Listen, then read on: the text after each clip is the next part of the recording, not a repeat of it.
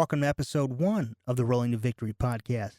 On this episode, we're going to discuss some basic strength and conditioning exercises to help you improve your rep count, build up your ankle strength, and get your overall cardio system in gear. So stay tuned.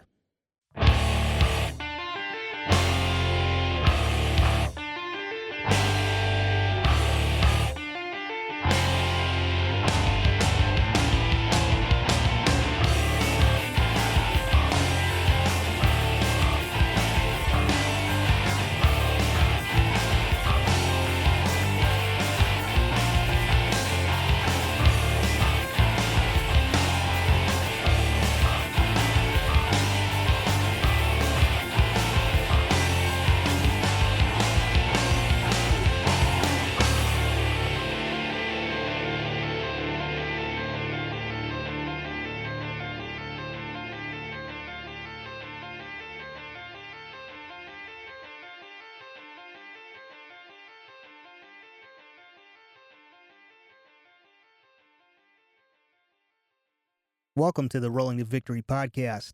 Before we get started, just a quick reminder to give us a like on Facebook, and we will be giving away a free pack of 16 Bone Swiss Super 6 bearings, so don't miss out on that. All you have to do is give us a like on Facebook, and we will be randomly selecting a winner on December the 12th. So be sure to give us a like and get a chance to win some free bearings for Christmas.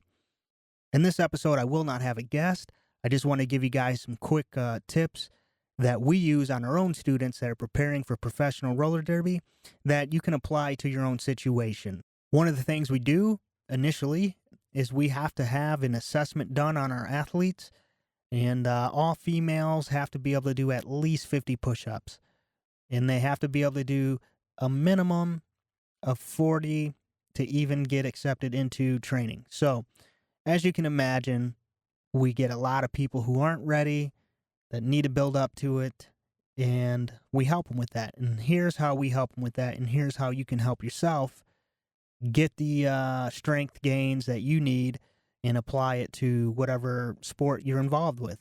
What you're going to want to do is grab your phone or a stopwatch and set it for 2 minutes on a countdown and do as many reps as you can in 2 minutes. If you fall off the bar doing a pull-up, then that's the end of the exercise. That's the max you could do in 2 minutes. Even if there's a minute and 30 seconds left, we're going to use that as your max. Same thing with push-ups. If you fall on your knees, fall on your stomach, same thing. That's the end of the exercise.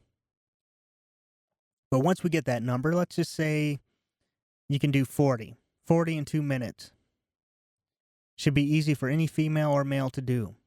What we're going to do is we're going to take that number and we're going to divide it by 35 to 40%.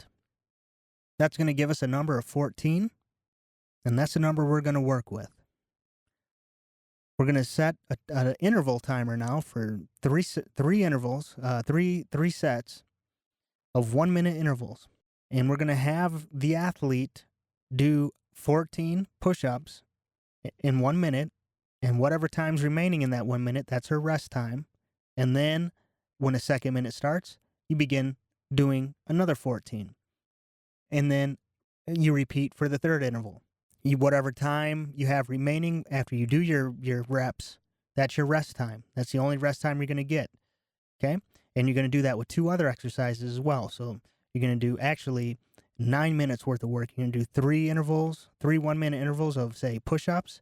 Then you can do 3 1-minute intervals of squats and 3 1-minute intervals of pull-ups, or any combination thereof of whatever type of exercise you're trying to increase your reps on.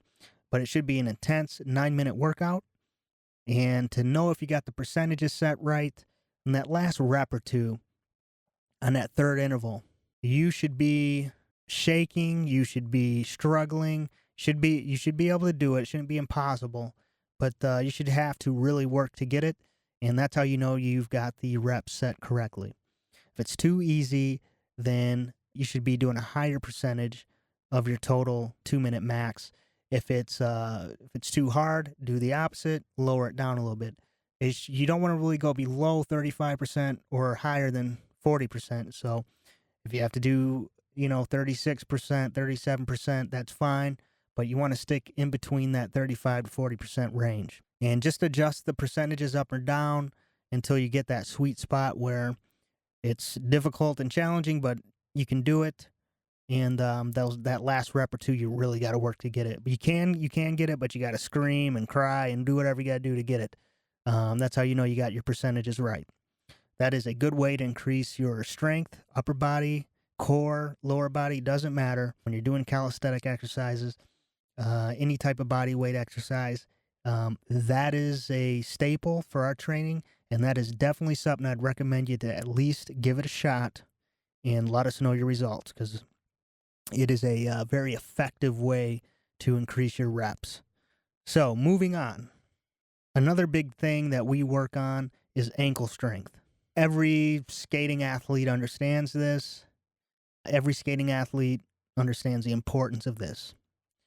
So what we like to do is get our athletes trained up in a swimming pool with fins, and this really helps with their flexibility and strength in their ankles.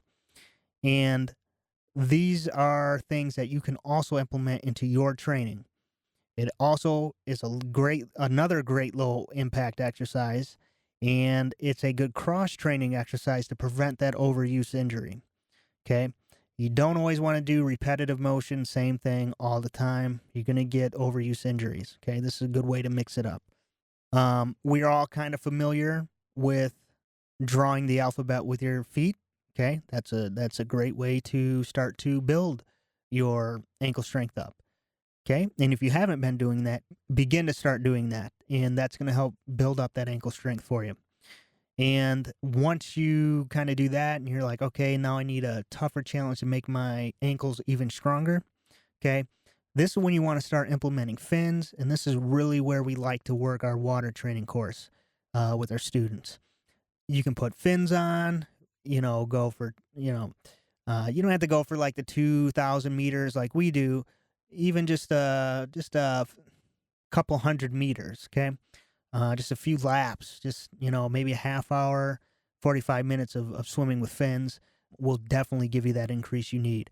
So just get some fins on, run some laps, and, the fins, the weight of the fins plus the flexing of the fins is really going to help with that stretching, and it's going to help build up that ankle strength.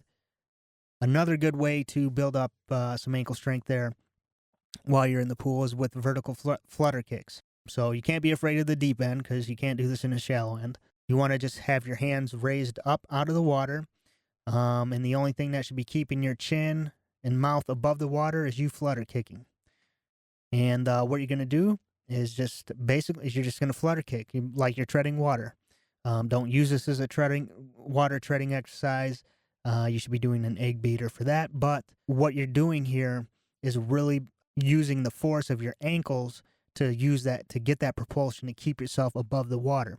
So this is giving you a really solid ankle workout. You're getting that flex that you need, and you're getting that stretch. So you're getting the stretching, and you're also getting the strengthening in those ankles. This is also very good. All these water-based exercises are also very good for rehabbing. So if you have a bad ankle, you got a nasty spill, broken ankle, and you're just trying to rehab, get in the pool. It's a very great workout. It will help you immensely with rehab, or even if you're in great full health, this is what's going to really build up some solid ankle strength. So if you want to add a challenge to, for example, for the vertical flutter kicks, get yourself a dive brick or even two. Just use one dive brick overhead. And then as you get stronger with that, have a dive brick in each hand, so 20 pounds. And then do vertical flutter kicking with that. By doing that, you're really going to add some solid ankle strength and some flexibility. Another thing you can do to add some variety to your training program is with just simply running, just hitting the track and putting in some mileage.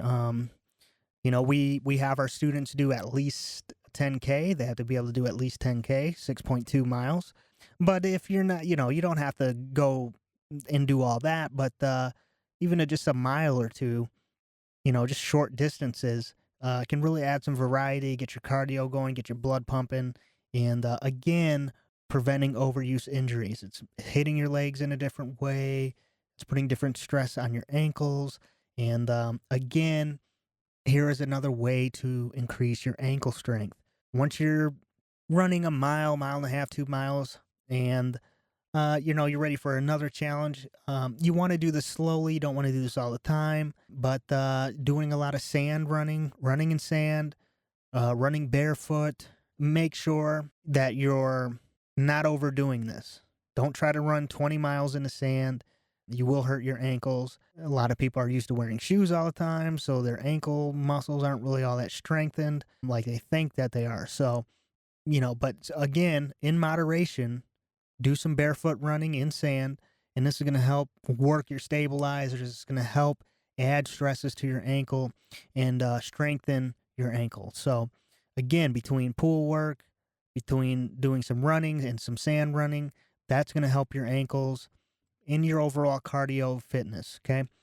If you can't even do like a quarter of a mile or a half a mile, there's a wonderful app called Couch to 10K. It's made by Zen Labs Fitness. We're not endorsed by them whatsoever, but we've just used this with students so many times, and it's worked so well for us that I have to give it a recommendation. It's free. It's on Apple and Android devices, and I have never had a student not pass their test, their running test, by using this program.